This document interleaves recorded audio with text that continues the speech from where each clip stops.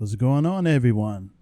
Welcome back to an AEW review, and this time it is for the AEW Women's Tag Team Cup Tournament, the Deadly Draw, quarterfinals, night 2, August 10, 2020. And was it a doozy of a show? I thought it was solid. It did what it had to do. It featured 2 matches. We're going to get into those in a bit, but I also want to state that I believe the commentary team once again gelled well. I like Veda Scott. I like the combo of Veda Scott and Tony Schiavone. They work well. You would think they've been doing this for years together, but nope, it's just for this tournament. And I think AEW may have stumbled upon something here. They could actually, and I hope they bring Veda Scott back when the tournament is all over, said and done with, because I think she's doing a great job. She sounds natural, and she just fits in with whatever AEW is doing or they're trying to portray on screen.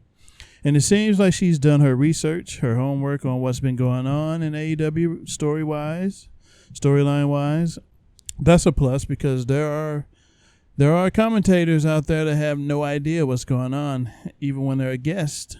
And she is debunking that. She's doing a great job. And I hope they have a role for Veda Scott when this is all over. Tony Schiavone, of course, he's done great. We expect no less from the great Tony Schiavone. Shaul Guerrero was also, again, the ring announcer for the night, and she was great. She did her job nicely. She had a fluff or two when it came to Rachael Ellering's entrance. She announced her as hailing from St. Paul, Missouri. No, she is from Minnesota. I forget the city. The city escapes me right now. But Rachael Ellering is from Minnesota. That was a slight minor mishap, but overall she did a good job. And some folks would say that night 2 was better than night 1. I don't know about that. I actually like the matches that we got on the first night compared to what we got tonight. I did like the Tay Conti and Anna Jay versus Nyla Rose and Ariane Andrew match. I liked that match from night 1, and I liked the last match of night 2, which is what was that match? It was Dasha Gonzalez and Rachael Ellering versus Ivelisse and Diamante, which is a great pairing, a great team. And I think they should go forward with that if they want to beef up this women's tag team division, which I think they would like to do, because AEW is built on tag teams at the core. So I think we should expect a lot more of that going forward when it comes to the AEW women's division, which is still on crutches, but it's getting there. It's leagues above where it was when AEW first came on the scene, especially when they first debuted on TNT with Dynamite. Leagues better than where it was almost a year ago. So we're seeing progress. Slowly but surely, it should be fine. Just got to give them time. These things don't happen overnight. It's going to take at least a few more years before AEW's women's division gets to the point where people would like it to be. It's going to take a while. AEW's playing the long game when it comes to their women's talent, because most of their talent is young and they're going to grow with the company. And in theory, they should grow with experience in time. So they're playing the long game with a lot of their talent. So we're going to have to be patient. And I know patience isn't a strong suit of today's society. They want everything right now. But you got to be patient with this. Good times will come. Just give it patience. Let's get to the meats and potatoes of the night. The show started with Dasha interviewing Big Swole backstage. She says, "You ready to choose that color?" And Big Swole says, "She's born ready. If you stay ready, you won't have to get ready. She also stated that she's glad Britt Baker wasn't in there. So they're still continuing that feud on the side, along with letting Big Swole have this opportunity in the Tag Team Cup tournament, which is nice. She drew her poker chip color, which was gray. And guess who also was there? I called it. Before she even stepped foot on the scene, I knew it had to be Nicole Savoy, a.k.a. Lil Swole, as she's now known in AEW. Nice pairing. These two work together on the indies at Shimmer, etc., Rise, and we shall see what they have in store for us in AEW. Let's go get swole, they said. The next team formed happened to be Leva Bates with Rachael Chanel, whom makes appearances on Dark semi-regularly these days. And Leva said that she was the last to pick, but this wasn't the first time. I didn't know these two would be in the tournament, but it was obvious the role that they were going to play, and we'll find out right now. The matchup, Rachael Chanel and Leva Bates versus Big and Lil Swole. First match. Chanel entered first and Leva after. Then Leva Bates gifts Chanel with a fashion book, which plays into Leva Bates' librarian character and also plays into Rachael Chanel character, which she's a fashionista and she is obsessed with fashion. She hails from France after all, so she took that book. No harm, no foul there. Both Big and Lil Swole entered at the same time. Both worked together as Shimmer. Lil Swole, it was stated that she was a former Shimmer world champion, which showed in this match because I think Lil Swole, a.k.a. Nicole Savoy, shined the brightest in this match. Savoy and Chanel start the match off with wrist locks. Savoy then sweeps Chanel to the ground, then works Chanel's legs. Then transitions to Chanel's arm with some aggression. Chanel then scrambles to the ropes for a rope break. Leva then tagged herself in after. She fusses at Chanel and Lil Swole goes for a roll-up on Leva, which got a 2 count.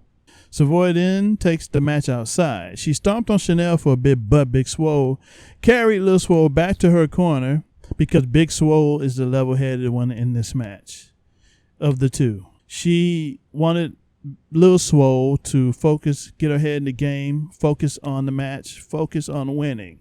So she carried her back to her corner. Swole then tagged in to face Leva. Big Swole takes Leva down with a headlock takeover. Swole then gets the better of Leva and got a 2 count.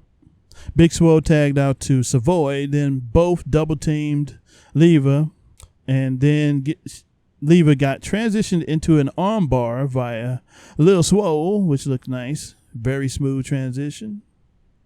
But Avalon distracted the ref, which allowed Chanel to prance into the ring to comb Lil Swole's hair. She whipped out a comb and stuck it into Lil Swole's hair. Chanel then got a release side suplex for her troubles after this. Savoy is then distracted with Chanel, which allowed Leva to hit a backstabber on Lil Swole. Leva then starts to slow Lil Swole down with a flurry of back punches. She then tagged out to Chanel, whom got to work on Savoy in their corner. Leva then gets tagged back in and then body slammed Savoy, then tagged back to Chanel, whom snapmared Savoy. In the process, they isolated Savoy or Lil Swole in their corner, building up the hot tag for Big Swole. Chanel put an arm hold on Lil Swole, but she let go of it. And on the outside of the ring, you can clearly hear Peter Avalon go, "Why did you let go? Why did you let go of the hold?" This added some necessary. This was a nice bit of subtle storytelling there. After Chanel let go of the hold, Lil Swole, they made her pay via another side suplex. Big Swole later gets the hot tag and runs wild on both Rachael Chanel and Leva Bates. Big Swole then drops Chanel for a 2 count. Lever later hits a spear on Swole, then goes for a pedigree, but to no avail on, I believe it was the Big Swole.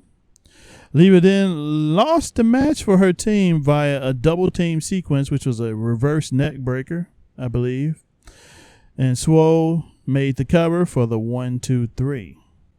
I say it wasn't the greatest match, but Nicole Savoy at least looked good. I liked her submission holds, how she transitioned into him out of nowhere, and she's a technical wrestler that I believe the AEW women's division could make use of. It's a nice change of pace to the matches. She could slow them down. She could ground a lot of the ladies if need be. So I think she would be a solid pickup after this tournament if AEW so chooses to sign her up, which I hope they will, because I'm pretty sure Big Swole would go to bat for Lil Swole since they obviously know each other, and she has ties to AEW now. So this isn't the first time that Savoy or Lil Swole has been in a match in AEW. She was at the All Out pay-per-view last year. And as I said, I think she should be a good candidate for a contract coming out of this tournament based on what I've seen in this match. There's a good chance that they like what they see or like what they saw with this match. After this, Ivelisse drew her chip, and then Diamante walked into the frame. Of course, nice pairing. These two obviously know each other well outside of AEW, and they work together and train together on the indie scene. Dasha says, "Is there anyone in particular you want to team up with?" And Ivelisse says, "I thought I did, but that kind of went sideways. Let's see what's up." And, of course, she wound up being paired with Diamante. Nice pairing. The very next segment, instead of being the one to interview, Dasha was the one interviewed. Dasha gets surprised with the chance to draw a chip of her own for a chance to wrestle via Medusa, whom brought the mic to Dasha. She then says it's time to mix things up. It's time for you to draw. It's going to be a good one, Dasha says, and she drew blue. Then Rachael Ellering walks into the frame with the same colored chip. Nice. These two go way back as well. Rachael Ellering and Dasha know each other, so they should make for a natural chemistry in the ring with both of these teams, Ivelisse, Diamante, and Dasha and Rachael Ellering, which showed a bit because I liked their match tonight. Also, this was Rachael Ellering's debut on AEW programming, period. Next matchup was Rachael Ellering making her AEW debut, and Dasha making her in-ring debut for AEW versus Ivelisse and Diamante. My favorite match of the night. Rachael made her entrance first, followed by Dasha, whom had a nice entrance theme, I noted. I liked it. Both Dasha and Rachael have a history, so they may mesh well in the match, is what I had in my notes. I also noticed that Diamante got a new theme as well. Both of them made their entrances after Dasha and Rachael Ellering. Good stuff. I liked it. It's a sign that Diamante got new music, so that tells me right there that she may not be unsigned for long. There has been no announcements, but that's a good sign. Pun not intended. Dasha and Ivelisse start the match. Ivelisse clubbed Dasha in the face a few times afterwards, but Dasha quickly goes for a handspring arm drag, then hits a handspring forearm to Ivelisse in the opposite corner. Dasha then gets a drop kick on Ivelisse, but she quickly tagged in Diamante. Dasha then gets Diamante into their corner for a tag to Rachael, and this was her first time getting some action done in an AEW ring. It was noted that both Rachael and Dasha are the least experienced in the match. Rachael has been out of action for about a year up to this point due to an injury that she suffered a while back at WWE. Ellering then showed her quickness with a spinning elbow and went for a pin that got a 2 count. Rachael tagged in Dasha, and they hit a double team suplex onto Diamante. Ivelisse later slowed Dasha down with a kick to the back as she hit the ropes. As she was running the ropes, Ivelisse kicked her in the back to help out Diamante. Diamante then dragged Dasha to her corner as she gets illegally attacked in said corner by Ivelisse from the outside as the ref was distracted with Diamante. Ivelisse then later put a Lotus lock onto Dasha and almost got a pin. And Dasha, in the process of this, almost got a pin on Ivelisse, but she got her shoulders up in time. Dasha then gets a beat down from both Ivelisse and Diamante for a long while. Dasha is worn down in this process. And I noticed that Dasha sold their offense throughout the match very nicely. Dasha she was selling her butt off for everyone in the match, which was good to see. Her selling is top notch already, and this is like either her second or third match ever. And she was selling like nobody's business. That's good stuff. She hit a series of nice chops on Ivelisse. Dasha later ducked the kick from Ivelisse, then made the hot tag to Rachael Ellering, whom runs wild on both Diamante and Ivelisse. She hit a series of nice chops on Ivelisse and a senton splash on her afterwards for a 2 count. She then hit a leg trip takedown and a big spinning leg drop from the middle of the ropes for a 2 count. Diamante then gets tagged in and hit a Cazadora into a stunner on Dasha, which she sold nicely. Then was covered for a 2 count. Not long after this, Ivelisse hit a nice code red on Dasha for the 3 count. And Dasha once again sold that code red nicely, made it look very devastating. She did her job, and she did it admirably for her second or third match ever. She looked good, but obviously she has a lot of work to do, and I hope it will not be her last time in the ring, and I'm pretty sure it won't be, because she's going to get every opportunity to prove herself in AEW, which is nice. After the match, Swole and Lil Swole had a backstage segment. Big Swole says they've been doing this thing. Chemistry is off the charts. Swole shenanigans all day, or Swole-nanigans all day is what they said. They were both very hyped after their win. After this, Diamante then gets interviewed by Alex Marvez. Dasha said it was the experience of a lifetime. It's pretty cool. It's pretty cool that she's on the other side of the mic. Maybe she'll get another opportunity. She felt comfortable having Rachael out there and hopes it won't be the last time she's in the ring. Both did look good. I like that Rachael Ellering as well. She has potential, untapped potential, and hopefully she gets brought back also. Ivelisse and Diamante also had a backstage segment. Alex Marvez asked, how did it come together? And Ivelisse said, respect means everything where they come from, and you better consider them both a threat. That is how the Tag Team Tournament Cup Night 2 ended. Overall, solid night. The last match was the best, in my opinion, and hopefully we build upon this coming up for Night 3 next week, next Monday on AEW's YouTube channel. It should be good stuff because the matches should get more tighter and better as the opponents, the better opponents, make it into the later rounds. So next week we're gonna have, I believe, Big and Lil Swole versus the Nightmare Sisters.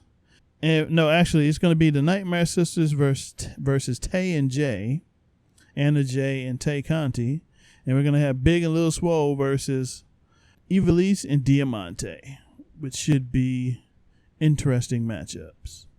And hopefully the fans come out to watch on YouTube, because with your support, we will get more stuff like this for the ladies in the future.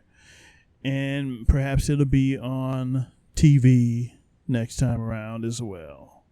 Support them. That's all you got to do. Watch instead of complain, and we'll see what happens.